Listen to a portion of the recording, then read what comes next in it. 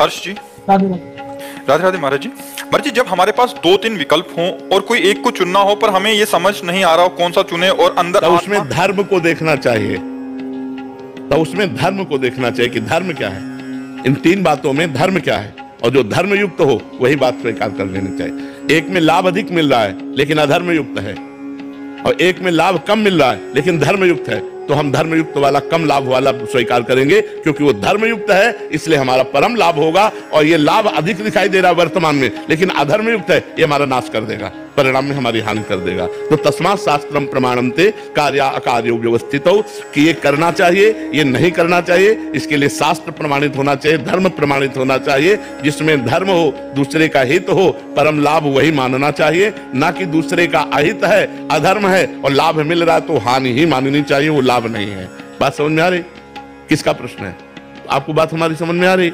जो धर्म युक्त हो वही हमें कार्य करना चाहिए। जहां 2-3 बातें हो उनमें देखना चाहिए कि धर्म युक्त बात कौन है, दूसरों का मंगल किसमें होगा, वो 2 बातें धर्म युक्त और दूसरों का मंगल विचार करके बात स्वीकार कर लेनी चाहिए।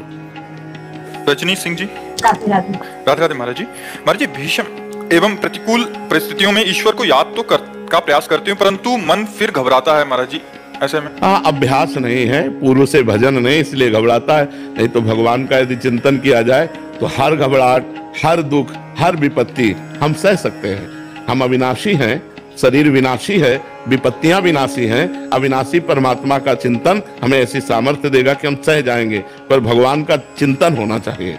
अब भगवान का चिंतन जिसका अभ्यास नहीं है तो विषयों का ही चिंतन होता है, लोगों का चिंतन होता है, लोगों से हम सहयोग लेने की सोचते हैं, भगवान से नहीं। यदि हम लोगों के सहयोग लेने की आकांक्षा का त्याग कर दें और सीधे भगवान से, तो हमें बहुत बड़ा सहयोग मिल जाए, हमें बहुत बड़ा लाभ मिल जाए कि हमारी विपत्ति में, भारी से भारी समस्या में, भारी से भारी संकट पर जीव का स्वभाव है वो पहले लोगों का आश्रय लेगा। जब कोई आश्रय काम नहीं करेगा तब वो भगवान का आश्रय लेगा। जैसे द्रौपदी जी है नहीं, गजराज चाहे जिसका उदाहरण लो, पहले वो लोगों का आश्रय लेता है और जब सब जगह से हार जाता है तब भगवान का आश्रय, जहां भगवान का आश्रय लिया वहीं उसको बल प्राप्त होगा, वही शांति प्राप्त होगी, वहीं उसको कृपा का अनुभव होगा। तो हमें लगता है यदि हमारी बुद्धि काम करे और हम लोगों का आश्रय न लेकर भगवान का आश्रय ले तो बड़ी बड़ी विपत्तियों से भी हम बच सकते हैं या सह सकते हैं। दोनों बातें हो सकती है, हम सह भी सकते हैं और बच भी सकते हैं। सरला सोनी जी, रायपुर से। प्रभु जी, क्या जीव को भगवान का सानिध्य प्राप्त हो सकता है महाराज जी? अरे सही पूछो तो जीव ही भगवान है। अब तुम कैसे समझो, जीव ही शिवा, शिव ही जीवा। अब कैसे समझोगे? भजन नहीं हो रहा तो तत्त्वमसि, तत्त्वमसि, वही जैसे एक बूंद गंगाजल, एक चम्मच गंगाजल, एक टैंकर गंगाजल। गंगाजल तो गंगाजल है ना। तो पूर्णमदः पूर्णमिदं पूर्णात् पूर्णमुदच्यते पूर्णस्य पूर्णमादाय पूर्णमेवावशिष्यते। उस परमात्मा का जो अवशिष्य बचा अंश, वो भी पूर्ण परमात्मा स्वरूप ही होता है। जीव क्या है? ईश्वर अंश, जीव अविनाशी, चेतन, अमल, सहज सुख राशि, वो तो परमात्मा स्वरूप है। परमात्मा का संग क्या? वो तो परमात्मा स्वरूप ही है। जब चाहे तब ईश्वर से मिल जाए, पर ईश्वर से मिलने की चाह कहाँ है? भोगों के मिलने की चाह, रुपया के मिलने की चाह, पद प्रतिष्ठा की चाह, भगवान से मिलने की चाह कहाँ है? सच्ची चाह प्रकट हो जाए तो भगवान मिल जाए। भगवान, हम भगवान से प्यार करते हैं और मन ही मन हमने भगवान को अपना पति रूप में वर्णन कर दिया जी। मन ही मन उनसे प्यार करते हैं और प्रियतम रूप अंदर से माना है तो महाराज जी। हाँ, बिल्कुल मिल जाएंगे, बिल्कुल मिल जाएंगे। बस प्यार हरि व्यापक सर्वत्र समाना, प्रेम से प्रकट होए मैं जान। अगर हमारे हृदय में प्रभु के प्रति प्रेम आ जाएगा तो निश्चित प्रभु प्रकट हो जाएंगे। पर प्रेम बातों से कहने वाली बात नहीं, वो हृदय का विषय होता है। हम भगवान से कहते हैं कि आपसे प्रेम करते हैं, लेकिन सच्ची हम भगवान से प्रेम नहीं करते। हम अपने शरीर से प्रेम करते हैं, अपनी कामनाओं से प्रेम करते हैं, अपने शरीर संबंधियों से प्रेम करते हैं, संसार से प्रेम करते हैं। प्रेम भगवान से, और जब भगवान से हो गया तो ये प्रश्न खत्म हो जाएगा कि भगवान मिलेंगे कि नहीं। वो खुद अनुभव कराने लगते हैं। प्रेमी से भगवान कभी दूर, जहां मेरा प्रेमी चरण रखे वहां रखूं मैं हाथ, पीछे पीछे मैं फिरूं कभी न छाड़ूं साथ। भगवान तो सदैव सानिध्य में रहते हैं। जो भगवान का भजन करते हैं उनके अनुभव में भगवान आते हैं। पूनम पंडित जी। राधे राधे गुरु जी। राधे राधे महाराज जी। महाराज जी, आपके प्रश्न का भाव है कि आप एक सामाजिक कार्य करते हैं, बट कह रहे हैं कि शादी के बाद शादीशुदा जीवन को ज्यादा महत्व देना चाहिए या जो आज तक करते हैं सामाजिक कार्य और अपनी आवाज को? दोनों को प्रधानता देनी चाहिए, क्योंकि दोनों कार्य बहुत आवश्यक हैं। यदि आप किसी समाज के पद पर प्रतिष्ठित हैं और समाज सेवा का, तो वो भी महान कार्य है। लेकिन आप किसी की पत्नी हैं, वो भी एक धर्मयुक्त कार्य है। तो आपको धर्म की प्रधानता रखते हुए पारिवारिक पोषण और समाज की प्रधानता रखते हुए सेवा, दोनों को बैलेंस बना के चलना होगा। कोई कम ज्यादा नहीं कि अगर आप समाज की तरफ ज्यादा झुक गई और अपने पति प्रेम और परिवार की तरफ, तो फिर उधर आपका परिवार विखंडन होने की संभावना है। और परिवार में आसक्त हो गए तो आप अपने समाज पद का निर्वाह नहीं कर सकती। इसलिए दोनों का निर्वाह होता रहे, ऐसे बैलेंस बना के चलना चाहिए। प्रेम नारायण सिंह जी काशी से। राधे राधे महाराज जी। महाराज जी, दुख का कारण क्या है और उसके निवारण का क्या उपाय है महाराज? मोह सकल व्याधिन कर मूला। मूल, दुख का मूल क्या है? अज्ञान, मोह। ये जब तक अज्ञान है तब तक दुख से पिंड नहीं छूटने वाला। शरीरों के प्रति मोह होना, भोगों में मोह होना, ये सब दुख का कारण है। अज्ञान मूल अविद्या। अगर ये अविद्या नष्ट हो जाए और विद्या का प्रकाश हो जाए तो अभी आनंद हो जाए। भाई भाई से ईर्ष्या कर रहा है, पति पत्नी से, देखो जहां प्रेम संबंध होने चाहिए वहां वैर संबंध है। पत्नी पति को मारे दे रही है, पति पत्नी को मारे दे रहा है। छोटी छोटी जगह, छोटी छोटी वस्तु के लिए भाई भाई की हत्या कर रहा है, पुत्र माता पिता की हत्या कर रहे हैं, माता पिता पुत्र की हत्या कर रहे हैं। कहाँ प्रेम संबंध रह गए? जो मोह है, अज्ञान है, उसी अज्ञान के कारण तो हाहाकार मचा हुआ है। दुख का मूल कारण अविद्या है, अज्ञान है, और ये गुरु कृपा से नष्ट होता है। जब हम गुरुजनों के चरणों में बैठते हैं और गुरुवाणी का अध्ययन करें, गुरुवाणी को सुने, संत महापुरुषों के वचन सुने और खूब नाम जप करें, तब अज्ञान का नाश होता है। अज्ञान का नाश होते ही आनंद की अनुभूति होने लगती है।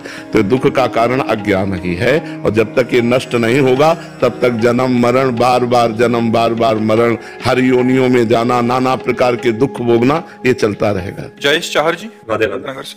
महाराज जी, पिछले लगभग 2 वर्षों से मेरा अध्यात्म की ओर झुकाव हुआ है। महाराज जी, मेरे अंदर एक प्रश्न आ रहा है कि माया क्या है, संसार क्या है, और भगवान ने ये खेल ही क्यों रचा? जीव संसार में बार बार आता है और चला जाता है, इस सब में ईश्वर आखिर मतलब उनका अंदर आंतरिक इच्छा क्या है?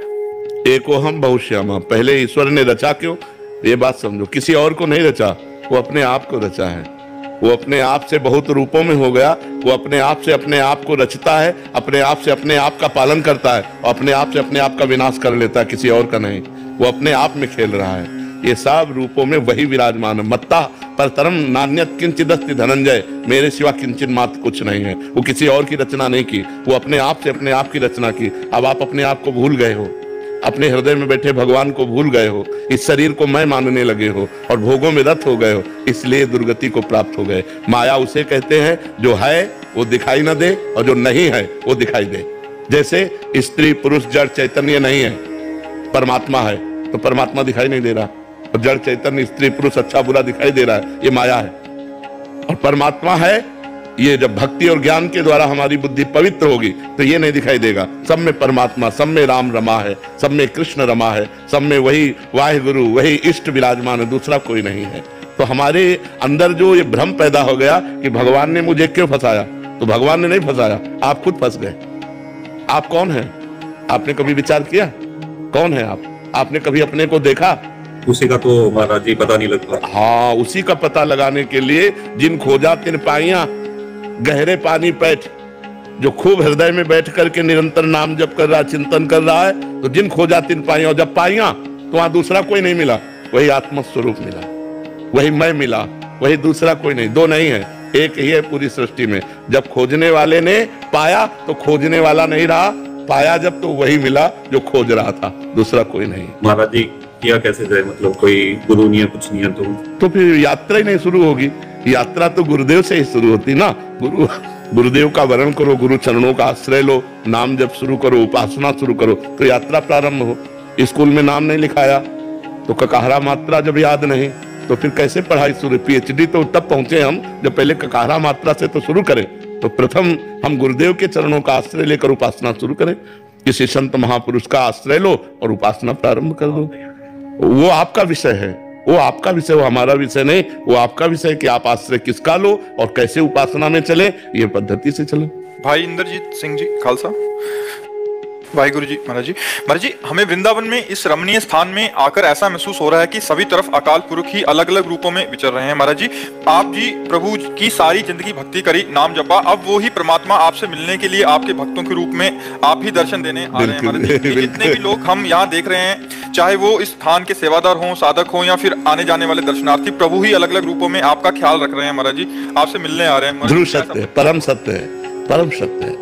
लाखों लोगों के रूप धारण करके वही परमात्मा दुलार कर रहा है, क्योंकि जीवन में उसके सिवा और किसी को अपना माना नहीं, उसी को माना, तो वही इतने रूपों में प्यार कर रहा है। इतने लोग आकर प्यार करते हैं, सब नौजवान लड़के वैराग्य लेकर के अपनी अपनी नौकरियां छोड़कर सरकारी, और वो हमारी सेवा में है। ये भगवान का प्यार नहीं तो क्या, वही है, वही इतने रूपों में प्यार।